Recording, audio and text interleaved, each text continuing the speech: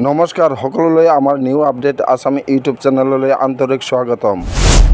আজিৰ এই বিশেষ খবৰটো আপোনালোকৰ বাবে খুবেই গুৰুত্বপূৰ্ণ। বিশেষকৈ অসমৰ কৃষক বন্ধুসকল আৰু ৰাজ্যৰ সকলো মহিলা বাইদেউসকলৰ বাবে ডাঙৰ সুখবৰ লৈ আহিছোঁ। প্ৰথমটো খবৰ, PM কিষাণ সন্মান নিধি যোজনাৰ 20তম কিস্তিৰ নতুন আপডেট। ভাৰত চৰকাৰে ঘোষণা কৰিছে PM কিষাণ সন্মান নিধি যোজনাৰ 20তম কিস্তি। এইবাৰ সাধাৰণতে 2000 টকা হ'ব লাগিছিল, কিন্তু মধ্যপ্ৰদেশ চৰকাৰে বিশেষ ঘোষণা কৰি অতিৰিক্ত 2000 টকা যোগ কৰিছে।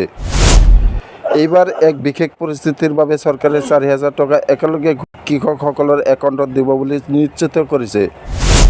ফলত মুঠ 4000 টকা একাউণ্টত সোমাব। অসমত যদিও 2000 টকা দিব চৰকাৰে, কিন্তু মধ্যপ্ৰদেশ চৰকাৰৰ এই পদক্ষেপত আশাবাদী হৈছে অসম আৰু আন ৰাজ্যৰ কৃষকসকল।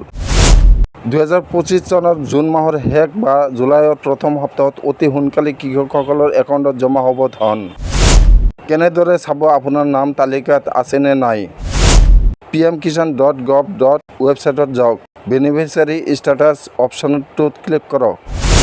আপোনাৰ মোবাইল নম্বৰ বা আধাৰ নম্বৰৰ জৰিয়তে চাব পাৰে। যিসকল কৃষকে ইতিমধ্যে 19টা কিস্তি লাভ কৰিছে আৰু যিসকলৰ কাগজ-পত্ৰ আপডেট হৈ আছে, তেওঁলোকে এই সুবিধা লাভ কৰিব। তেওঁলোকৰ একাউণ্টত 4000 টকা একেলগে জমা হ'ব। পৰৱৰ্তী খবৰ, মহিলা উদ্যমিতা আঁচনিৰ নতুন আপডেট। অসম চৰকাৰে ৰাজ্যৰ মহিলা উদ্যোগী আৰু আত্মনিৰ্ভৰ মহিলাসকলৰ বাবে ডাঙৰ সুখবৰ লৈ আহিছোঁ। মহিলা উদ্যমিতা আঁচনিৰ অধীনত এইবাৰ 30 লাখ মহিলাক 10,000 টকাৰ বিশেষ আৰ্থিক সহায় প্ৰদান কৰা হ'ব বুলি চৰকাৰে ঘোষণা কৰিছে। 2025 বৰ্ষৰ জুলাই মাহৰ দ্বিতীয় সপ্তাহৰ পৰা এই আঁচনিৰ সুবিধা বিতৰণ আৰম্ভ হ'ব। যিসকলে নতুন উদ্যম আৰম্ভ কৰিছে, যিসকল আত্মসহায়ক গোটৰ সদস্য, যিসকল মহিলাৰ বাৰ্ষিক আয় 3 লাখ টকাৰ তলত। কেনেদৰে আবেদন কৰিব? অসম চৰকাৰৰ উদ্যমিতা আসাম অফিচিয়েল পৰ্টেল www.udyamitaasam.gov.in ত আবেদন কৰিব লাগিব। অফলাইন আবেদনো ব্লক আৰু জিলাৰ আঁচনিৰ কাৰ্যালয়ত জমা দিব পাৰিব। কি সুবিধা থাকিব?